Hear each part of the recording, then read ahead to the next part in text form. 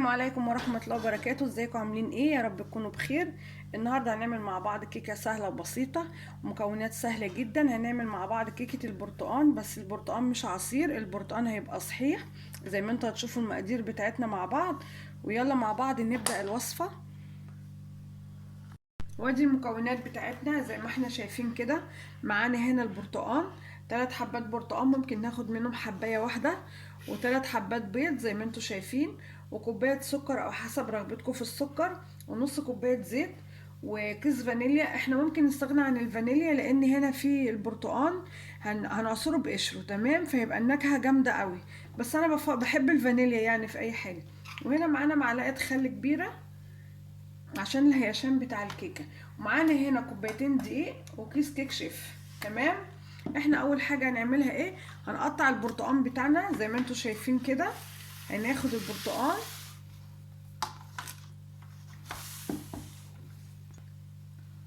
هنقطع البرتقال بتاعنا بالقشر بتاعه زي ما هو، بس هننضف كده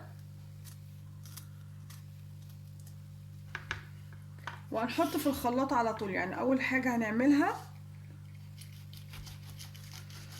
هنقطع البرتقانه بتاعتنا مكعبات. ده برتقان بسره ما فيهوش بذر ولا حاجه، هنقطعه مكعبات زي ما انتوا شايفين كده وهنحط في الخلاط على طول، تمام.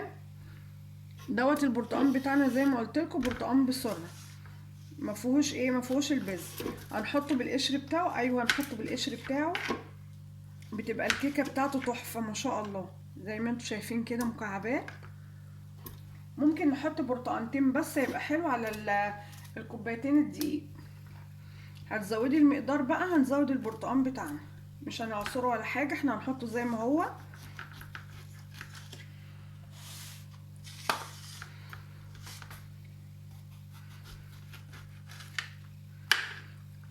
ومش هنصفي البرتقان.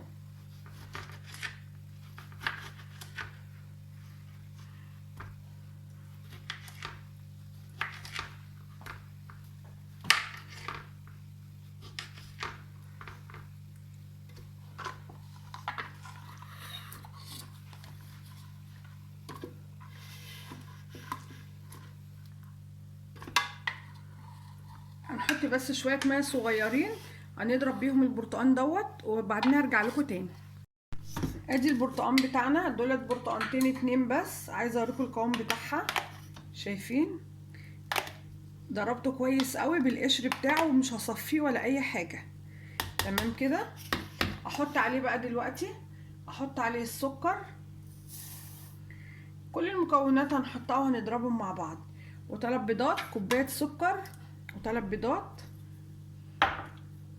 ونص كوبايه زيت،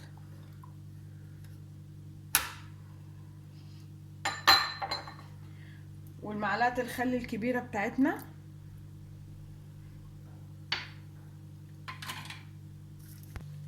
وكيس الفانيليا. وهنضرب كل دوت البرتقال مع البيض مع السكر مع الزيت في الخلاط وهرجع لكم تاني. ادي الدقيق بتاعنا، هنحط عليه كيس الكيك شيف وهنقلبه الاول كويس قوي. بس عايزه اقول لكم انا حاطه كوبايتين دقيق بنفس الكوبايه بتاعه السكر والزيت، تمام. هي كوبايه واحده اللي عايرت بيها، فانا حاسه ان الخليط السائل بتاع دوت هيبقى زياده، فانا لو لقيته زياده معايا هزود نص كوبايه دقيق، تمام. بس احنا مع بعض اهوت.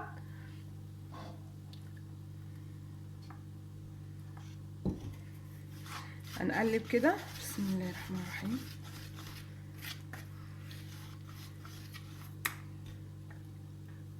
لو لقيته خفيف هحط ايه يعني، اقول لكم برضو انتوا المقدار زي ما احنا اهوت. برتقانتين وحطيت عليهم حوالي ربع كوبايه ميه عشان بس يلفوا في الخلاط.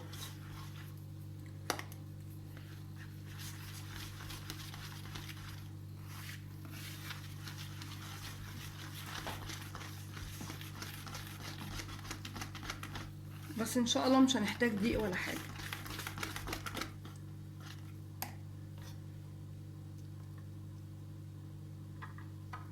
هو سميك شويه الخليط بتاعي عشان انا البرتقال ما صفيتوش، حطيته كله كده وبيديكوا نتيجة حلوة قوي، جربوها.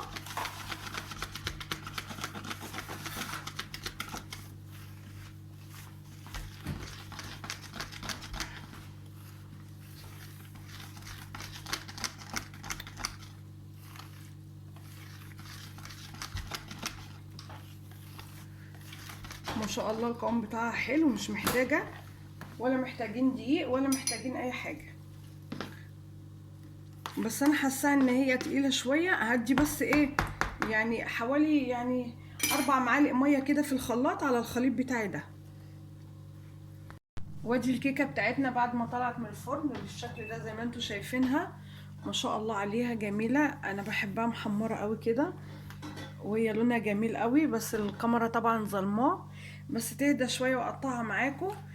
وسهله وبسيطه وما خدتش معانا اي مجهود. يعني اقول لكم المقادير تاني: برتقانتين نضربهم في الخلاط زي ما هما بالقشر بتاعهم، كوبايه سكر، نص كوبايه زيت، 3 بيضات، كيس كيك شيف، وكوبايتين دقيق. تمام. والسكر حسب الرغبه، انا حطيت كوبايه، اللي بيحب يزود يحط ربع كوبايه تاني. والبرتقان زي ما قلت لكم برتقانتين بالقشر بتاعهم بكل حاجه، مش بنصفيهم. وادي الكيكه بتاعتنا اهيت. وطبعا لو عجبتكم وصفه الكيكه البرتقان ديت، متنسونيش في اللايك واشتراك في القناه وتفعيل الجرس عشان يوصلكم كل جديد. والسلام عليكم ورحمه الله وبركاته.